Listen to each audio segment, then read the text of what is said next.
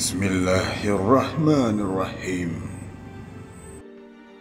Assalamualaikum warahmatullahi wabarakatuh dan juga salam sejahtera. Diucapkan terima kasih kepada anda semua kerana sudi lagi mengintai-intai ke dalam channel ini. Kali ini kita akan membicarakan tentang pengasas kepada daerah Kampar.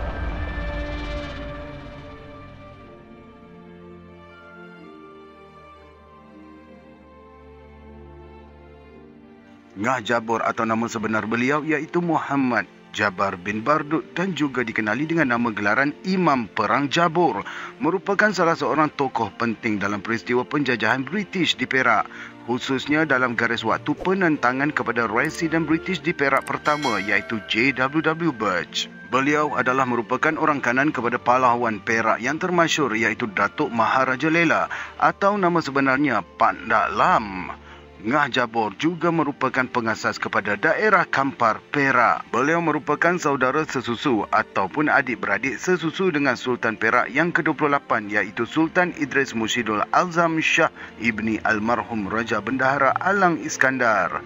Raja Idris dan Ngah Jabor mempunyai hubungan kekeluargaan sebagai saudara sesusu kerana semasa kecil Raja Idris disusui oleh ibu Ngah Jabor iaitu Uda Punta dan menjadi amalan biasa bagi keluarga diraja menyusukan anaknya kepada orang lain terutamanya dari golongan orang-orang kenamaan. Ada dimuatkan dalam buku penulisan Hashim Sam yang bertajuk Orang Biasa Diraja, Hayat dan Zaman Imam Perang Jabor 1858 hingga 1921 yang menunjukkan salah silah hubungan antara Pandak Lam iaitu Datuk Maharaja Lela dengan Ngah Jabor.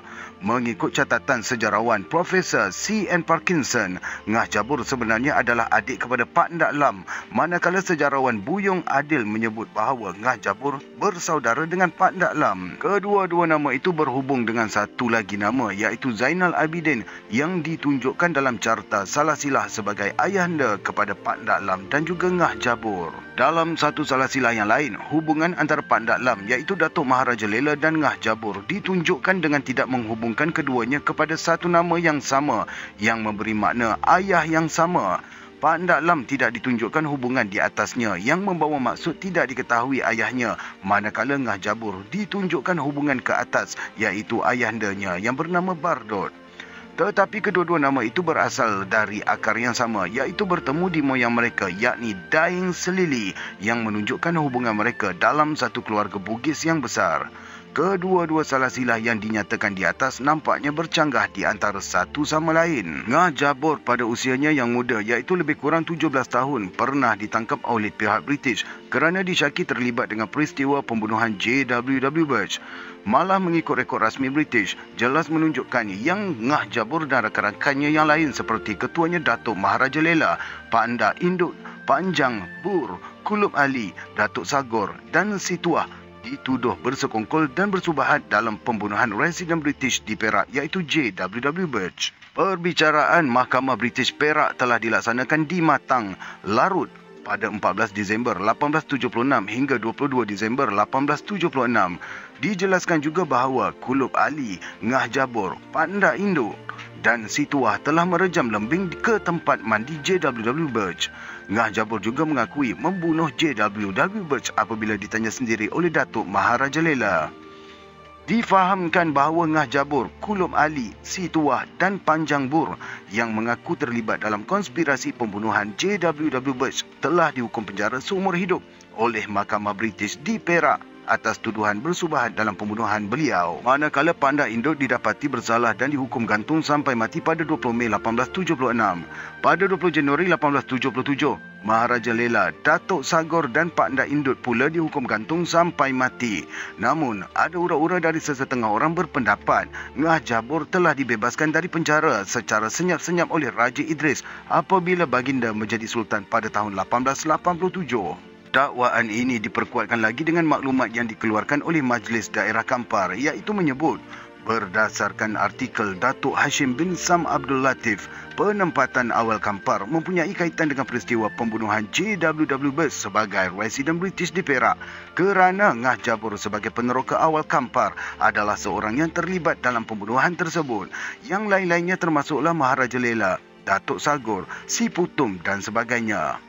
Bagaimanapun, Ngah Jabor terlepas dari sebarang hukuman apabila Raja Idris yang kemudiannya menjadi Sultan Perak pada tahun 1887 menjadi hakim mengadili orang-orang yang terlibat dalam pembunuhan J.W.W. Bush pada tahun 1876. Antara tahun 1876 hingga 1886, Ngah Jabor telah menghilangkan diri dan ramai yang menganggap bahawa beliau telah keluar untuk bertapa dan menuntut ilmu. Kehilangan Ngah Jabor ini dikaitkan dengan pembukaan Kampung Jabor yang terletak di Kemaman, Terengganu. Dipercayai tempat di mana Ngah Jabor mengasingkan diri dari diketahui oleh pihak British. Ngah Jabor dikatakan muncul semula di Perak pada tahun 1894, tetapi dengan nama yang sedikit berbeza, iaitu Muhammad Jabar. Nama ini mula muncul ketika Kampar mula diteroka untuk dijadikan kawasan perlombongan biji timah. Muhammad Jabar merupakan tokoh utama yang telah membuka bandar tersebut. Beliau dikatakan telah menjadi seorang kaya yang terkenal di Lembah Kampar. Beliau juga dikatakan pernah membuat tuntutan atas gelaran Datuk Maharaja Lela, gelaran yang sebelum itu disandang oleh Pak Ndak Lam. Selepas Pak Ndak Lam menjalani hukuman mati, gelaran tersebut tidak digunakan oleh sesiapa. Tuntutan itu bagaimanapun ditolak oleh Sultan Idris yang mempunyai pertalian saudara sesusu dengannya kerana beralasan bahawa gelaran tersebut tidak akan dihidupkan semula. Sultan Idris menawarkan jawatan lain iaitu gelaran Datuk Panglima Kampar tetapi ditolak dengan penuh hemah oleh Muhammad Jabar. Tuntutan itu dibuat oleh Muhammad Jabar memandangkan beliau adalah satu-satunya tokoh yang tinggal setelah dua lagi tokoh yang berasal dari Pasir Salah atau Kampung Gajah dijatuhi hukuman bunuh iaitu Pak Ndak Lam dan Ngah Kamdin. Sedikit catatan, Ngah Kamdin juga dikenali sebagai Datuk Sagur. Muhammad Jabar dikatakan sangat suka mendekati golongan ulama dan dikatakan tiap-tiap tahun pada bulan Ramadan, pemimpin agama dan alim ulama dari seluruh Nusantara akan berkunjung ke rumahnya untuk berbuka puasa dan bersolat tarawih bersama-sama. Muhammad Jabar meninggal dunia pada tahun 1921 dalam usia 63 tahun. Walaupun tinggal di Kampar, beliau telah dibawa untuk dikebumikan di Kampung Gajah, Perak, tempat di mana beliau dibesarkan. Beliau mempunyai beratus-ratus ekar tanah di beberapa tempat dalam negeri Perak, tetapi banyak tanahnya telah diambil kembali oleh pihak berkuasa negeri. Apa yang menarik tentang keturunan Ngah Jabor adalah bekas Ketua Polis Negara Malaysia yang keempat iaitu Tun Muhammad Hanif bin Omar sebenarnya adalah merupakan cucu kepada Ngah Jabor. Bagaimana pendapat dan pandangan anda? Sila komen di ruangan komen. Terima kasih, bertemu lagi. Assalamualaikum.